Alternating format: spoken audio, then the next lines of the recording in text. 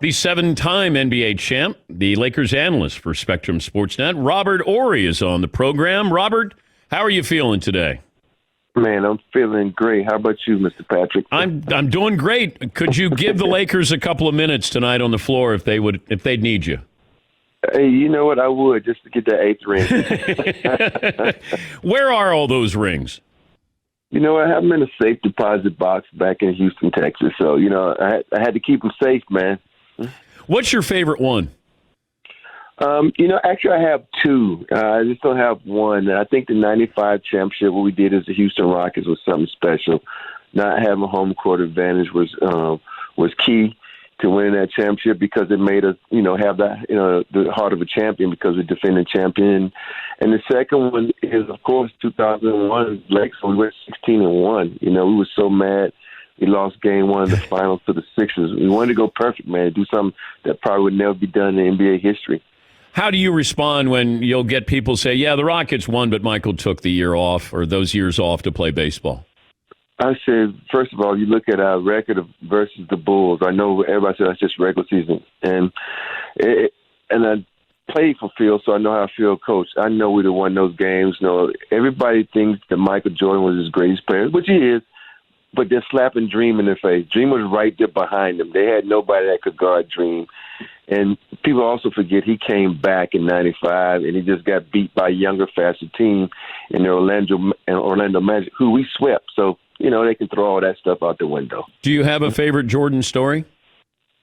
You know what? Jordan, to me, I remember one time where he was on the court and he made a move. This is when the NBA was really trying to enforce traveling. I came down and made the same move. He looked at me and said, young fellas, you think if they call traveling on me, they won't call it on you? And I looked at him like, wow, Michael Jordan just spoke to me. Well, you didn't make the documentary, did you? No, we didn't make the documentary. You know, they try to keep the Rockets out of that documentary as much as possible. They know we should have been in there.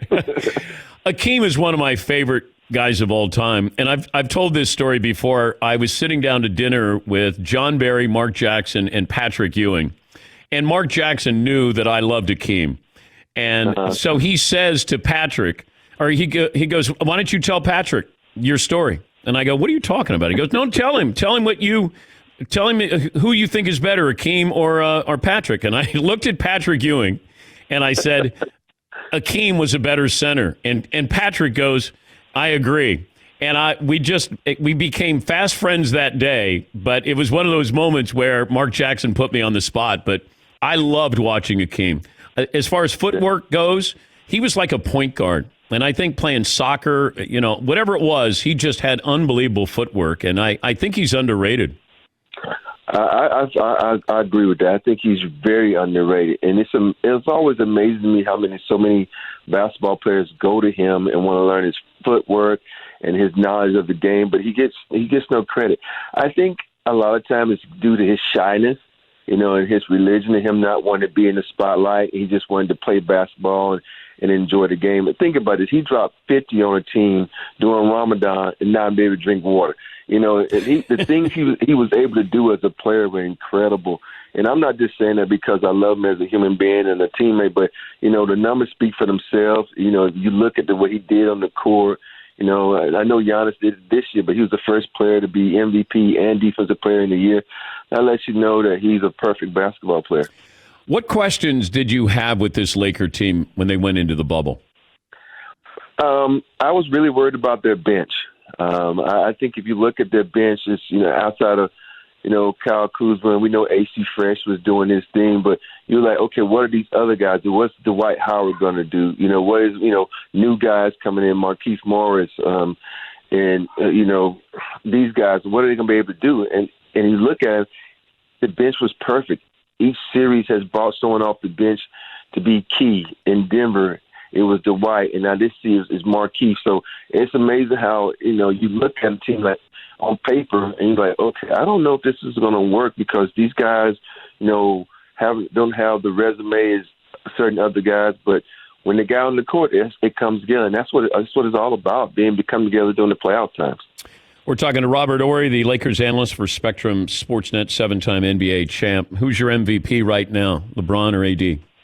I have to go with LeBron just because the little bad game AD had. Because when you are MVP in the finals, you can't have a bad game. And plus LeBron got snubbed on, the season MVP, in my opinion. And I think there's no way he won't lose this one. He has, he's probably going to have a phenomenal game tonight. He's going to close it out, so he wins MVP. What can LeBron do in your mind that elevates him into the conversation with Michael Jordan? I think for me, LeBron, he has to figure out a way to get the public on his side. And that's the whole thing about it. He's such a great player. And, I think at this day and age with so much social media, you be able to spy on guys and you didn't have that with all the other guys. And if you look at what Michael Jordan has been able to do throughout his career, from his plan, his shoes, his ability to own a team, and his just love, and the love that people have for him, that it's going to be hard for him to knock him off that throne, just because, people don't like to say anything about great athletes.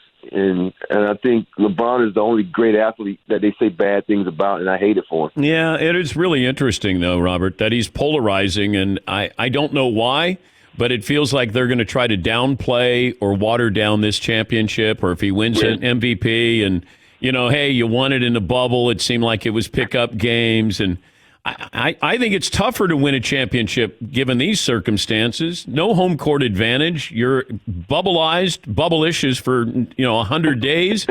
And then they're going to go, well, they faced the Miami Heat. They didn't have to face the Bucks, or they didn't have to, it just feels like people are going to, drag him down a little bit here. They're not going to elevate him. That's out of all the athletes that you could be, I would want to be him, because he is scrutinized so much, and you're so right. People going to come up with some excuse to put a black eye on this championship for him. Right? The Clippers lost. It ain't our fault they was up 3-1 and didn't get there. Milwaukee, injuries happen. The Celtics. It's so many excuses they would give, but you realize that now you're making those teams that beat those teams seem like they were just mediocre teams. If you look at what Denver did this year, wow, they did an incredible year. You look what Miami Heat did.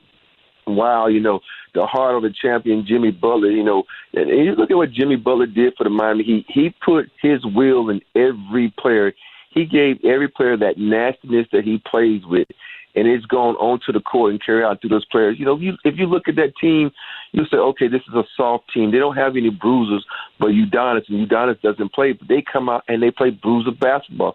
They have heart of a champion. So you cannot take anything from anybody who's won this bowl, because they're all in the same situation.